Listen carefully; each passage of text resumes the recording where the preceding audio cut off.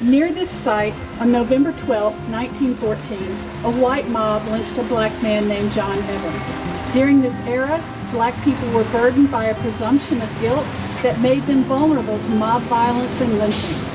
Mr. Evans arrived in St. Petersburg from Pinellas, Florida, and worked for a white man, Edward Sherman. When Mr. Sherman was later found dead and his wife was reportedly assaulted, suspicion was directed at Mr. Evans. Without formal charges, trial, or conviction of Mr. Evans, a white mob kidnapped him from a rooming house and tortured him in a wooded area before throwing him in the St. Petersburg jail. Father, we're thankful and grateful even for the dark moments in our lives, the dark moments in our history. Teach us now that they have value, that even the things that brought pain and suffering in our world should always be remembered.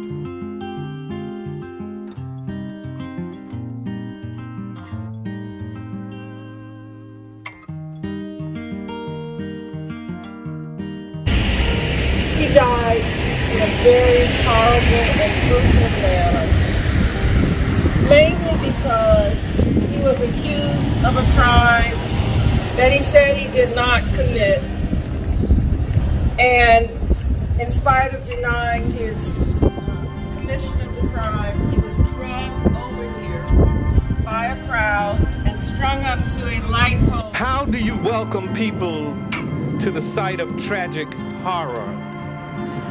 How do you welcome people to the site of a tragic murder? How do you welcome people to a stark example of man's inhumanity to man?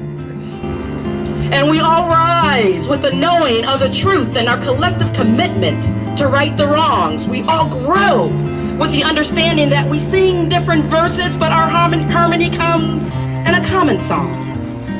I believe it to be those questions I mentioned earlier, Lord's questions. I'll offer each to you as a salve, a healing of inward reflection that helps us know what to say. Set position and power to so misuse. Generational ignorance. It's been told as truth, yeah. Now tell me, will you turn and walk away, pretend you don't see? I said there's an outcry in the universe. Welcome to the memorialization of what should never happen again. We're all human. Yeah.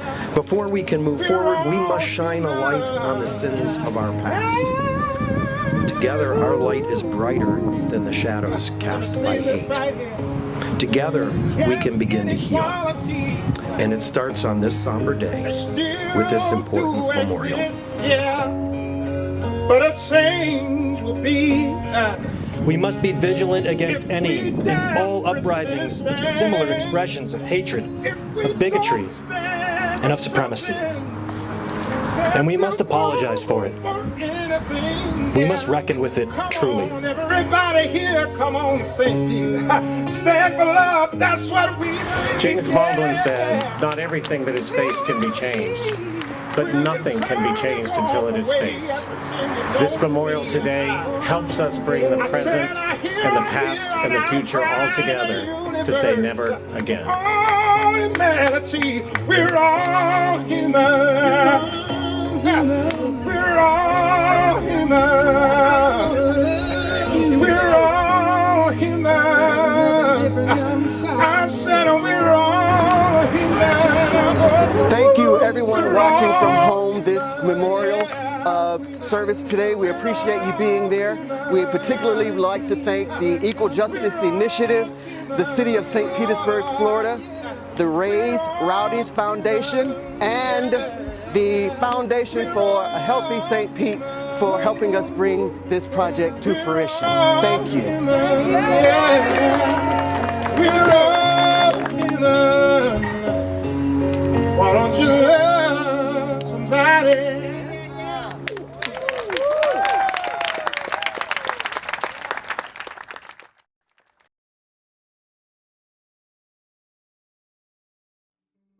Can Can you tell me, what does this memorial mean to you personally?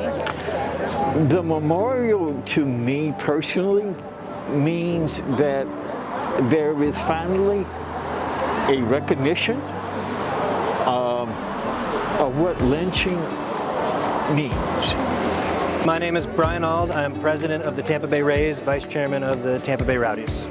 Thank you. And our foundation supported this memorial, obviously. Yes, thank you so much for your involvement and your support of our marker today. Can you tell me, for you personally, and then also as for a community, what do you feel that this marker means for us? Well, as I tried to allude to in my remarks, I think we too frequently gloss over the worst parts of our history, and in doing so, we fail to learn from those mistakes. And if ever there's been timely reminders of the need to continue to fight racism and white supremacy, and to recognize how bad things can go if we aren't vigilant about it, lately has been that time. And so this is a particularly timely moment for us to do this, and of course it means a great deal to me that our organization is able to support it and to ensure that the history doesn't leave us, because for too long we've tried to gloss over these kinds of things.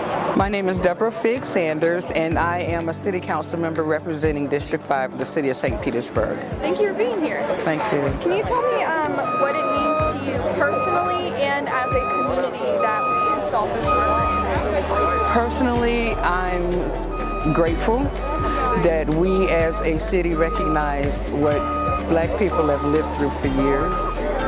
What it means to me personally is that it is long overdue. It has taken the interjection of others in order to make it a reality. It was a story that has been told. It was a narrative that has been read. It was the lives of so many that have been lived that were gone unacknowledged, unheard, unseen. And finally, now we have a marker to remind us that those days happened and that we're still living in those times. We still have a long way to go. But it also serves as a beacon that now as a community we're showing more unity in doing what is right for all of our city's residents.